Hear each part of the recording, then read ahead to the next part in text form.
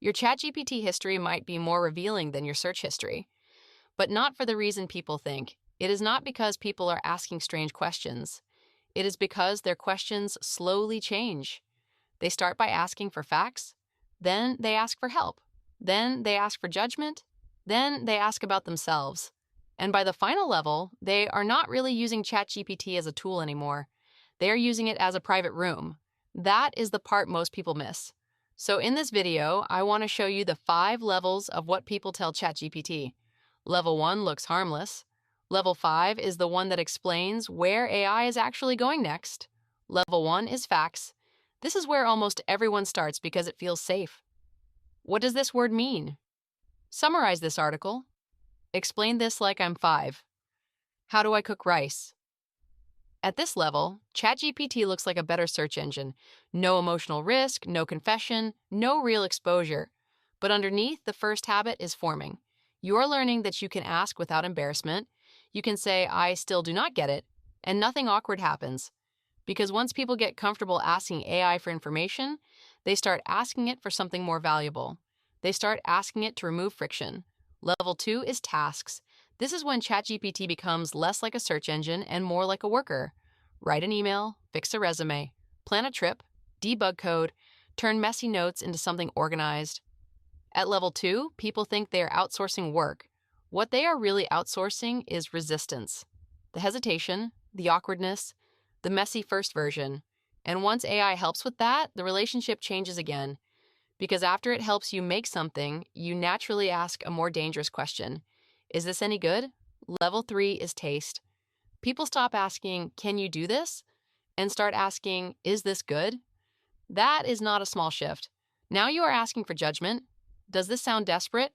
Is this too aggressive? Would this make sense to a beginner? Taste is not just logic. Taste is emotional pattern recognition. When you ask, does this sound insecure, you are not only asking about the sentence, you are asking, am I good enough to put this into the world? Level 3 looks like editing, but it starts touching identity. And once that happens, people stop giving ChatGPT only the task. They start giving it the whole situation. Level 4 is the self. People stop writing prompts like instructions and start writing prompts like context. Here's the situation. I am worried I came across weird. What should I say? Now, AI is not just helping with words. It is helping someone process their inner world, fear, loneliness, big decisions they do not know how to say out loud yet.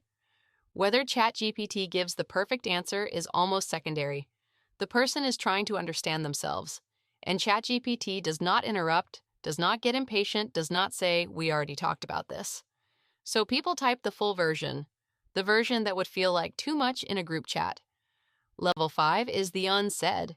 People do not just tell ChatGPT what they think, they tell it what they cannot yet say anywhere else. I think I am unhappy in my relationship. I feel like a fraud. I do not want the life I worked so hard to build. At level 5, ChatGPT becomes a rehearsal room. People practice honesty before honesty enters the real world. Search history shows curiosity. ChatGPT history shows negotiation.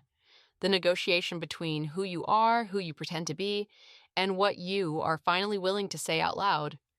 When there is no fear of judgment, people test out thoughts they might normally bury.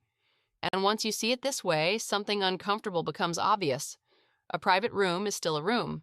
It has walls, it has a door, and a door that opens for you can, in theory, open for someone else.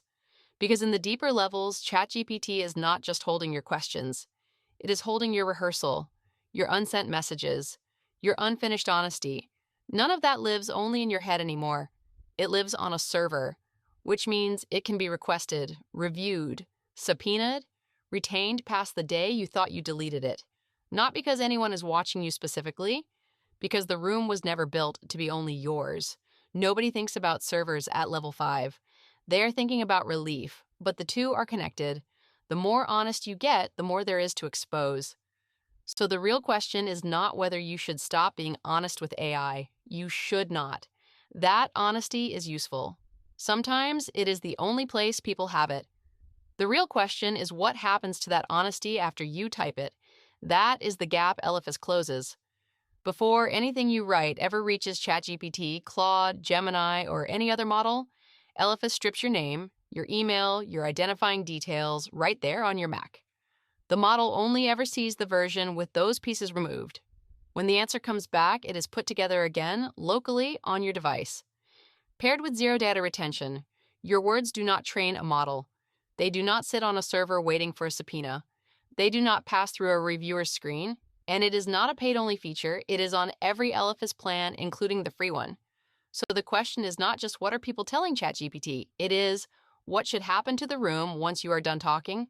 Level 1 is facts, Level 2 is tasks, Level 3 is taste, Level 4 is the self, Level 5 is the unsaid, and the deeper people go, the more that room deserves a lock.